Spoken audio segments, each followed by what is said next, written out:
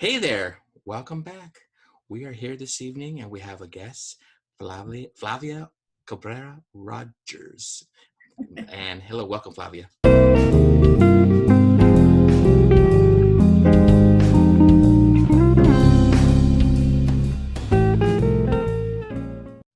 Thank you so much. That's a tongue twister almost, huh? A mouthful. It's great to have all these names when you're Latina or Latino, right? Uh, Yeah, thank you. I love your background there. It just seems so thank peaceful and you. calm and Thank you pretty. so So much. Thank you I'm so glad to be here. I appreciate that you both asked me to come. As far as yes. my background is one of those room dividers. I purchased it last year as we were virtual only, just to cover, you don't want to see what's in the back there. So I hear you. I hear you. That's great. Hey, Flavia, can you do me a favor and let our audience know your position in education and what you do in your day job? yes, for sure. So I am a psychiatric social worker, and I'm part of what's called the school mental health unit. And just want to say that I am hired, by the school district. So I'm an employee just like you as a teacher, our principal, our custodians. I'm part of the district, and because sometimes people like me, a mental health therapist, they are in agencies that we contract with. For example, we do have an agency right now at our school, a couple actually, one is coming aboard that we work with, that they come out from outside and see our students, but I am part of the district. So I am also what you call a school-based social worker. So before pandemic, we were about 300 plus strong. Now, I think they are looking at hiring, maybe it's more, but at least 100 more because of Whoa. all the needs, right, that have come up. Yes, yes. So I am, we are in different positions over the district, but I am once again what you call a school-based social worker. So Southgate High School decides every year if they want to hire someone like me, if full-time or part-time. And I am very, very lucky to have been now this is my 26th year Oh, wow. at the high school. Yes. Wow, good. So That's great. uh, Wow, that's you have a lot on your plate there, because you have the psychology and the social work tied in together. yes. So the social work at heart, but I am my background is mental health. Okay. So it provides, it allows me, I also hold a license from the state of California. So I'm a licensed clinical social worker, which would allow me to have an office if I wanted it, or sometimes people like me can do more with a license, more administration, things like that. Sure. Wow, that's incredible. Yeah, Jacob, you also asked me what I do. Did you want me Oh to? yeah, I was gonna ask you that. Yeah. Oh, okay. Well, actually, well, you gotta tell us what you do. Like, what's a normal day for you? That's a good Yes. question. Yeah. Um, so a normal day would be, I say unfortunately, because it's often a crisis response. Sure. Working with our young people who have thoughts of dying, who may have a panic attack, anxiety, which is happening a lot nowadays. Maybe someone that has made a threat to hurt someone else. So often my day is planned but gets stopped by something like that.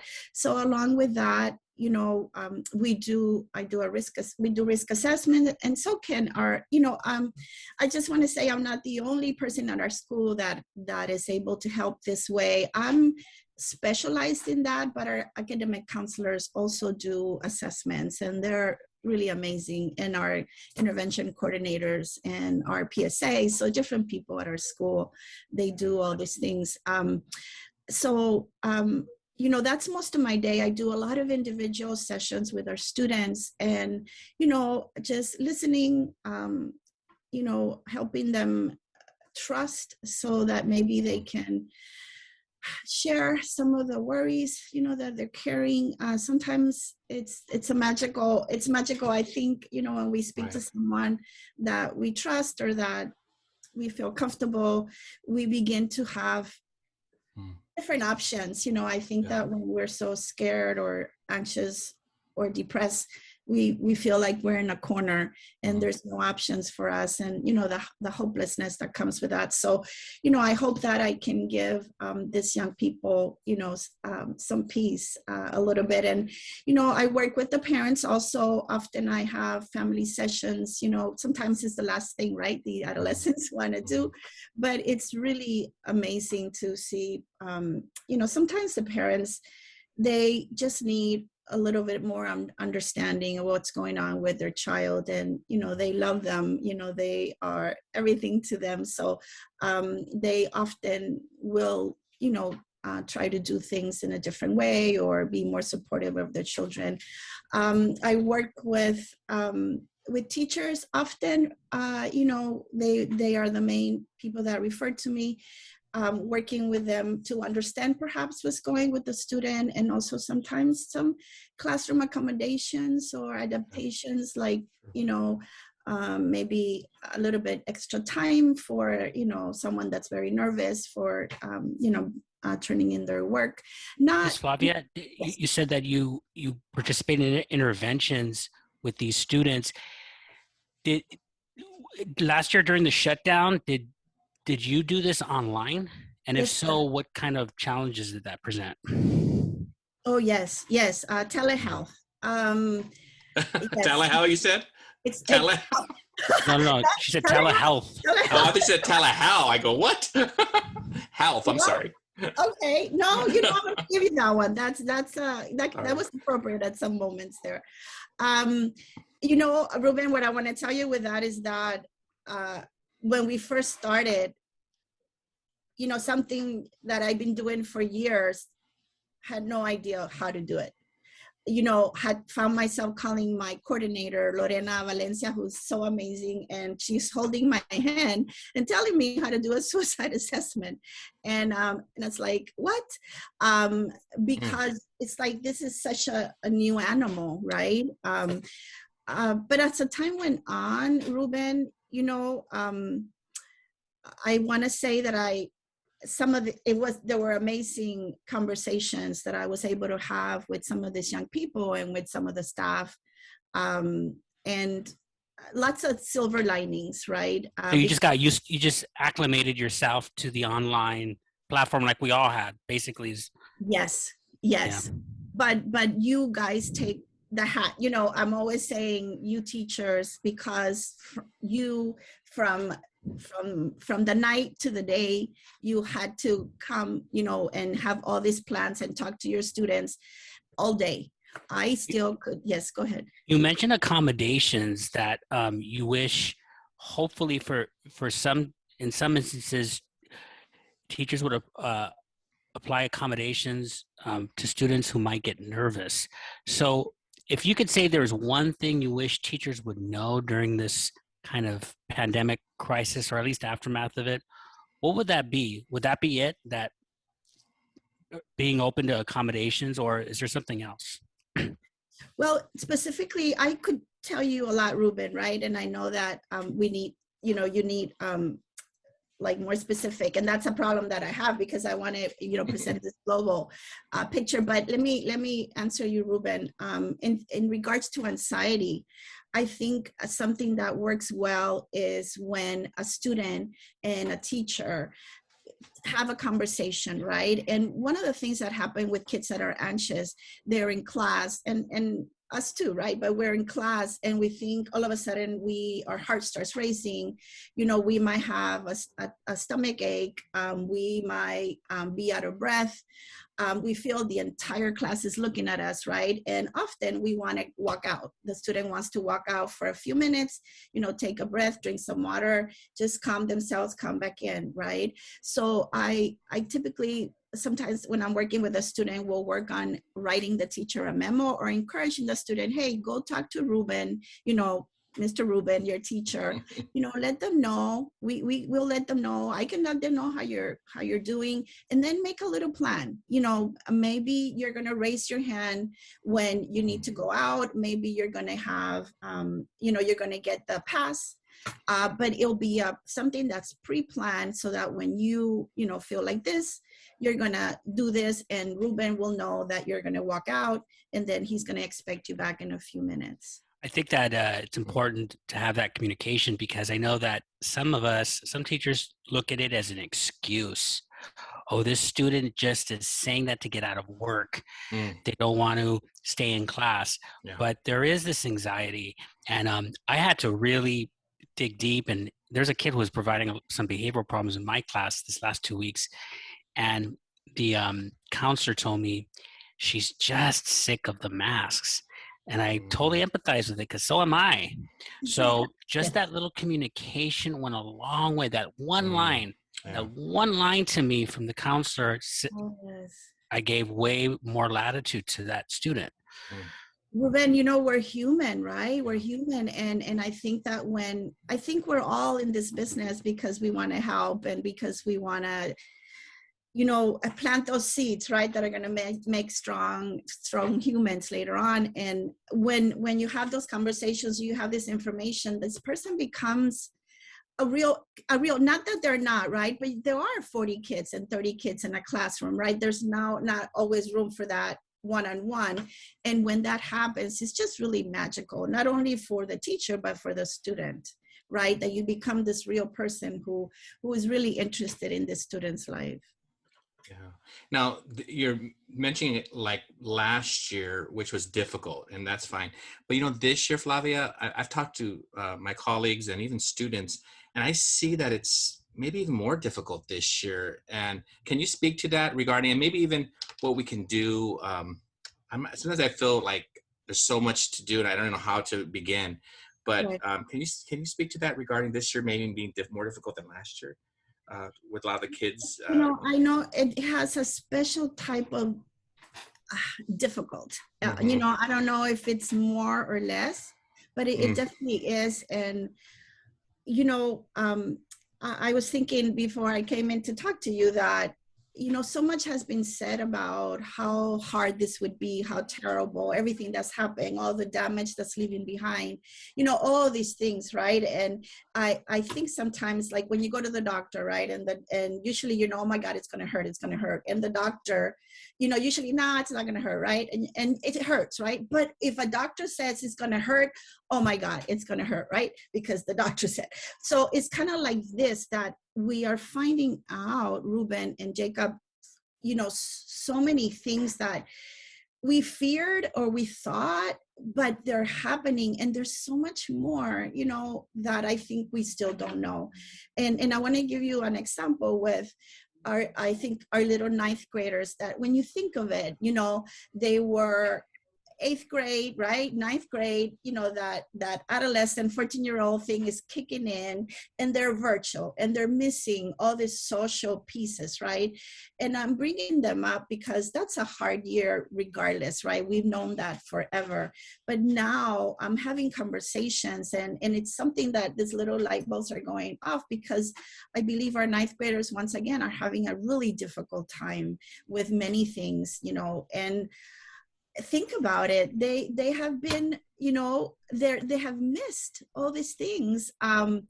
So, once again, the anxiety that, how do I do this? A lot of our kids got comfortable because, they didn't have to dress every day or deal with maybe bullying or just the social piece. And now they're back, right? So now I'm back, and I don't, I find that some of my relationships, they grew, but some of them got weaker.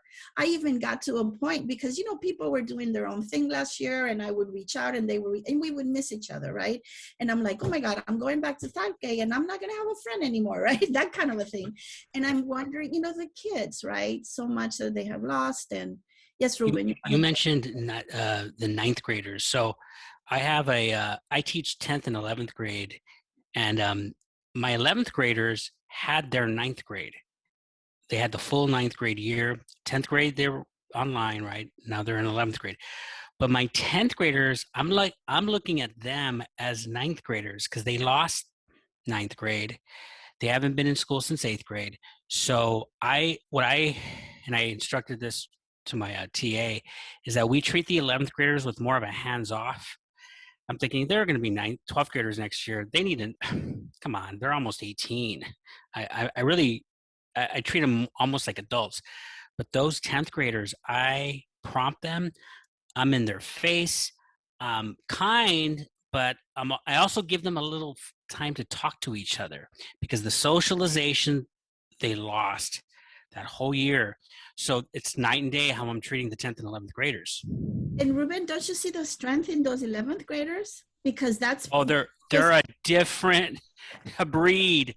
They're pleasant. Because you know what they're saying, forgive me, what they're saying about the ninth graders is that they haven't been in a classroom forever, right? So what do you mean what do you mean, ninth graders or 10th graders? Ninth. The 10th both. graders though too are like ninth graders.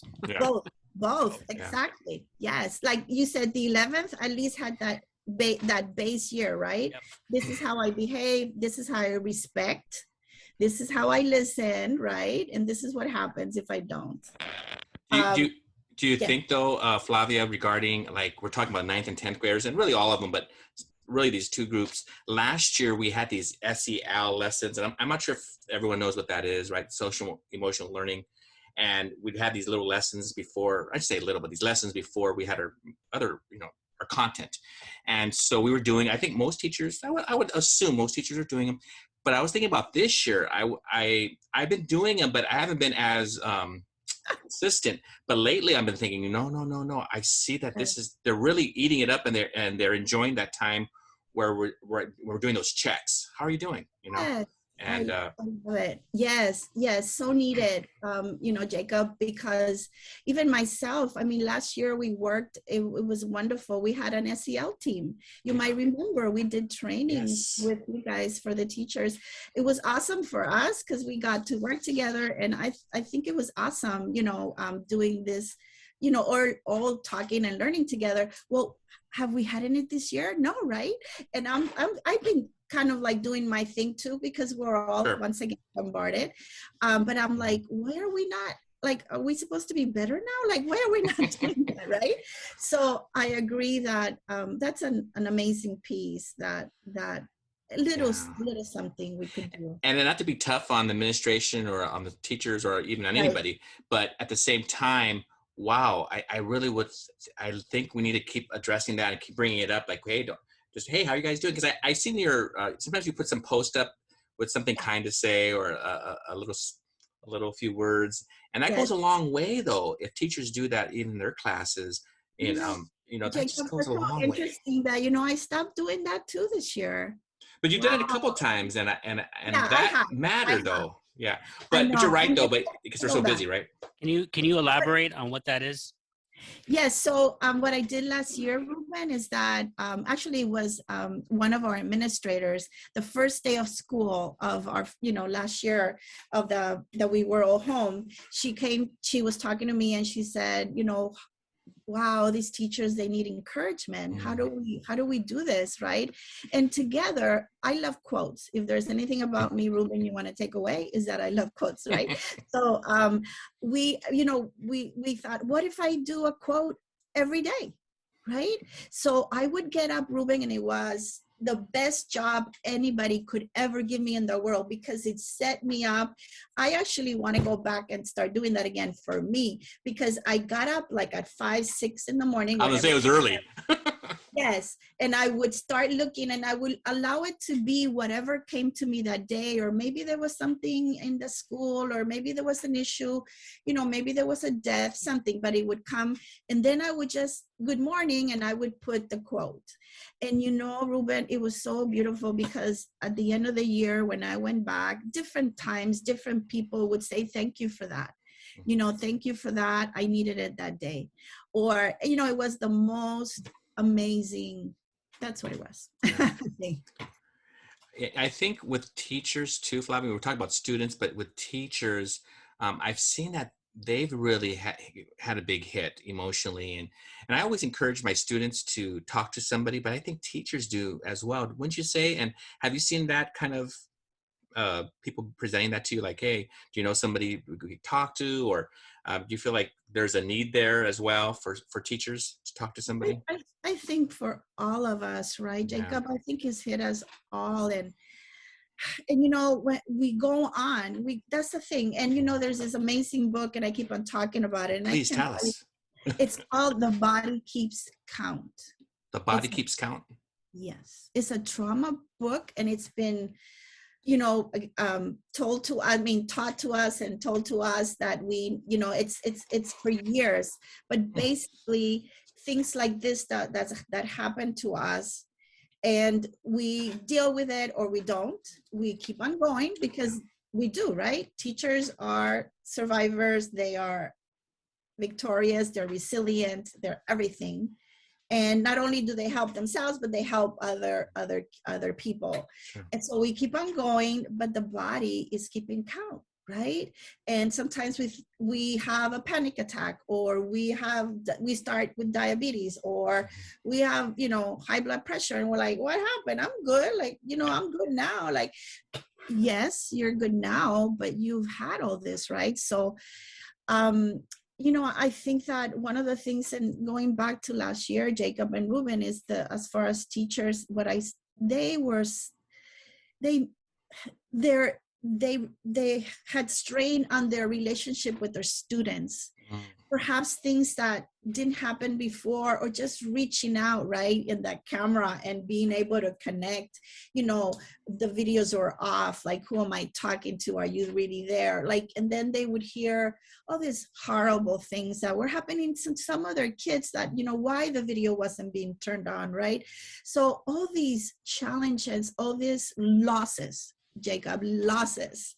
And a loss can be from losing your favorite gum, or to your mom, Or sport, or your mom, or so all losses. Well, it is I good go to ahead. remind ourselves the importance of taking a break, of taking care of ourselves as much as we can, as teachers, as staff. Who I actually feel kind of sorry for and empathetic for is the admin at our school, because they have a very thankless job this year of counting and putting things in bags, and all the testing kits. Very boring, thankless jobs. Yeah. At least I get thanked. I got wildly praised this week from a student that really shook my world. It's very rare when I get that. That's why I'm not trying to tell you, hey, I got praise every week. No.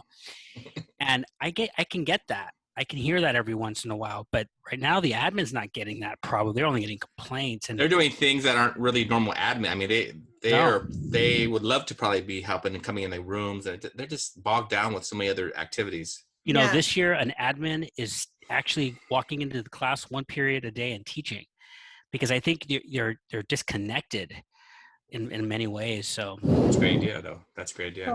So yes, Ruben. I'm once again very grateful, very thankful, very blessed. I feel I have a good relationship with administration, and I'm doing this gratitude wreath activity this month, and I walked up to one of them. I won't say the name here, right? And I'm like, you see my activity? And they're like, no. And I'm like, what do you mean no? Like, like, what do you mean? Like, you're supposed to be. But they tell me, all I am is COVID and mask and COVID and data. And so, yes, but Ruben, why don't we turn that around? Why don't we, you said they're thankless. Why don't we start making it a point to thank them? Oh, yes. Right? Wow, convicting. Thank you for convicting us, Flavia. No, but it's true. It's good, though. It's a good conviction. We do need to do that. Gratitude, yeah, for sure. And then, even with the kids, I mean, that's always, even to encourage them there, too, with that, because that's a good lesson for all of us. But, I mean, and, and you noticed this, Flavia, and I think Ruben's had this at his school, where we have all these new teachers. And I felt like a little bit of weight of responsibility to reach out to them. And I've been trying to do that a little bit lately, to just give them some information that they may not have. But Yeah. what would you do, like for a new teacher? Like, what kind of advice would you give them regarding Yes. SEL, or like if Yes. they came to you and said, "Hey, I have a kid who's having some tough times," or or a bunch of students are having difficulty. What would you say to him or her? Yes. So, something really simple, Jacob, there's no necessary a science or Sure.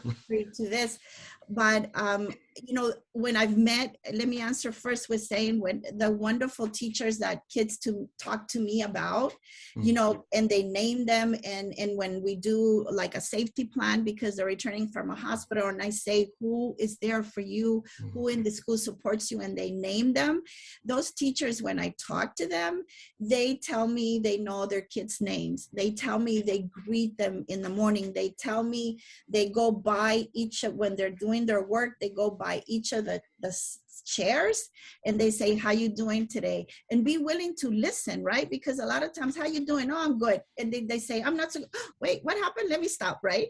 And actually also I recommend to you see, I'm big on planning, and I'm big on, of course, I'm crisis, right? So I'm big having a plan and being ready, right? Even though things may not happen, but I'm feeling ready. So have a little plan where if a student does say, mister, this is happening to me, can I speak to you? When would that be? Have it ready. Okay, let's stay after class. Hey, nutrition is coming, or lunch or whatever. Can we talk for a minute? Maybe go outside, let's talk. Or, let's Zoom later. So have that ready. And then, how can I help? Can I help? Right. And then the most amazing is like, I will be here, right? Yeah. Whether they give you something or not, I will be here if you need anything. I love that. Giving yourself and say, hey, I'm here, and you are here. I mean, I'm sure a lot of schools have someone like you with the psychology and the social work component together. And I think that's great. If anybody's watching this, go meet your person, whoever that is, and get to know them. Because Flavia, I know your door's open, and I'm sure their doors are open as well. Yes. So that's so important, because it's such a great resource that schools have. Jacob, you talk about me, and I haven't had the pleasure of working a lot with you, but I know you as that person that does those amazing emails where he thanks everybody and their mother. And their mother sometimes. That's true. So amazing. And so, I love them, and I read each that's piece sweet. of them, Thank you. right? And I thank you for that, that gratitude, and I'm sure so many people love you for that. Oh, no, thank you. That's very kind of you. And, I was going to ask you about yourself, because our father, Ruben, and myself, we have another brother named Chris. We had a father who just passed away. I'm not sure if I shared this with you, Flavia, just a couple months ago. And he was a social worker. That was his first job. And actually, he worked for the Department of Social Services, and he ended up being an assistant director by the time he retired. Yeah. And so we were very fortunate to, learn so much from him. And he would, at one time I told him I was interested in social work, and he goes, oh, that's a tough job. Have you thought of teaching? And I go, oh, and I thought to myself, well, he must know something. And you do have a difficult job. So what do you do to kind of find some peace? And I know you have a lot going on in your personal life. And so how do you get to a place where you're good to yourself, and what type of things that you do to just be at peace there? Yes. Thank you. And I'm sorry about your dad, and sounds like a great role model for 3 boys. Yeah. Oh my gosh. Yes. I love my job, and I believe so much in the word, in the power of the word, and the power of being present. And I love to talk to people that I feel care for me and listen, right? So I reach out a lot in that way, Jacob. Keep people in my life. My mom is now gone. And that I share different parts of my life with, right? Because I think that we don't necessarily share with one person, all of us. We share a piece. I love TV. right? And I bet you people say that's not true, that TV gets you more nervous, that, all this stuff, but around 10-ish, 10 to 11-ish, that's where I am. That's me too. Really? So we need to talk, because like I tell my son, boy, did you see that commercial? There's some cute commercials, right? Yeah. And my son is like, no, like I don't watch TV. Like, and I don't think nobody watches TV, Jacob, anymore. Miss Oh, I Flavia, don't do you think have so. a show that you'd like to recommend to us? Yeah, give us a recommendation. Since that's one of the ways you're basically, that's how you decompress, it sounds like. And that's how I do it too. Before I go to bed, I'm like, okay, now I'm ready to go to bed. Yes. But no, they're not good shows, Ruben. They're not like I'm gonna sleep better shows. Oh, wait till you hear my favorite show. Criminal Minds and all that. That's Ruben. Okay. My favorite show is The Sopranos, where the main characters get whacked every week. So Yes. I can't help you with that. I love it. No, and that's what because it's like a puzzle, right? You're trying to figure out, and I think that's what I do, and I love it. I'm curious about humans and people, and we're such beautiful little boxes that we can unwrap, and sometimes we need a little help, right? And so. Well, I just thinking about this conversation and what to get out of this, for me at least, is to continue with the SEL. I mean, it's for me, at least in my classes, to do those daily checks. I mean, for the new teachers who are coming on board, I mean, I think you even mentioned how some teachers greet their students. I think a big one is to get there at front of the door and just greet them as they come in, get to know their names. I'm getting older, Flavia, so I have a tough time remembering names, but I'm really working on it. But it's good to do that. I know Ruben's better at that, and he would say, Hey, you're still trying to remember their names in November? See, there you go. See, I knew he was going to say something, Flavia. I'm asking you a question. I'm just asking. There are a few kids. There are definitely a few kids. I need to know their names. A different gift, Ruben, I have to say. Thank you, Flavia. Right? Yes, I have to say, Ruben, that I've spent so much time apologizing to the young people. It's like, it doesn't mean that I didn't listen, that I don't remember. Thank you. Your face, Ruben, I will never forget. Never forget. Showing self. He's not a believer, Flavia. Not a believer. No. He's not listening to you. He should be listening to you. I listen. I'm not saying anything. Oh wow, yeah, but you know what? But they do, obviously. Kids do eat it up when you're engaged, and you say their name. But that's one thing that will help, of course, greeting them at the door, and that, I think, for anybody who's a new teacher right now watching this, that's obviously a good idea to do daily. And even walk, a lot of times I walk them out before the bell rings, because a lot of times they like to escape. So like walk to the front of the door and just of the room and just let them out and say, hey, have a great weekend, right? So. And Jacob, I know you just let me know if we need to go into things, but I'm thinking that one of the things that happens, you talked about new teachers, and as far as self-care, right? For them is really, I think new teachers come in and they want to do it all, and they want to be a friend, they want to be a teacher, they want to be that parent. And young people, some of them they attract those young people, right, that have all these needs and all these challenges, right? And I just always tell them to be mindful of that, right? To not that you want to be cold and say no, but that line, right? Like in my profession, there has to be that line too, right? Because once I start stepping over that, I am no good for me, no good for the student, right? So just to remember that just because you don't take them home or don't talk to them at 2 a.m, right, in their social media, it doesn't mean that you don't care. It doesn't mean you're a bad person. We were just talking about that recently, that there has to be that teacher-student relationship. They're not your friend, but you care about them, and you want them to, and you're friendly with them, and they're friendly with you. But you have to know that line for sure. Yes, and it's hard when you're starting out, like all of us, right? Mm-hmm. There, yeah. And young people, they gravitate to the young teachers too, because they're so close in age and so forth. So, but it's a good lesson to remember. Hey, you have a job. At the same time, it doesn't mean you can't be kind. Of course, be kind. Be there for them. Listen to them. That's a big thing. Is just to be there. I usually have my doors open every lunch. Not that I'm a superhero, but I just want the kids to feel free to come in and out and talk to me. And if it's schoolwork, great. If it's, hey, because I've had several kids tell me I'm having a tough day, Mr. Hagler. I'm having a tough week, and I'm like, Yes. I hear you. Don't worry. Turn in your homework next. No worry. And I Yes. think that's what they want to hear. So, but You know, listen, one go of, ahead. oh, go ahead. No, go ahead. No. You're saying something. No, one of my favorite teachers told me the other day that yes, she has all these academic things that she needs to do, but these young people, they need you there. They need more like this comfort, this it's going to be okay, all these other pieces that's what they need. And it's working really well for her. Oh, yeah, I think that's it. Out and they listen to her and okay. And whatever you could do to, like you said, to make that situation comfortable for the kids. I know Ruben has done things with his furniture and just even moving things around to make it comfortable for the kids. Do it, and they would just be totally blessed by it.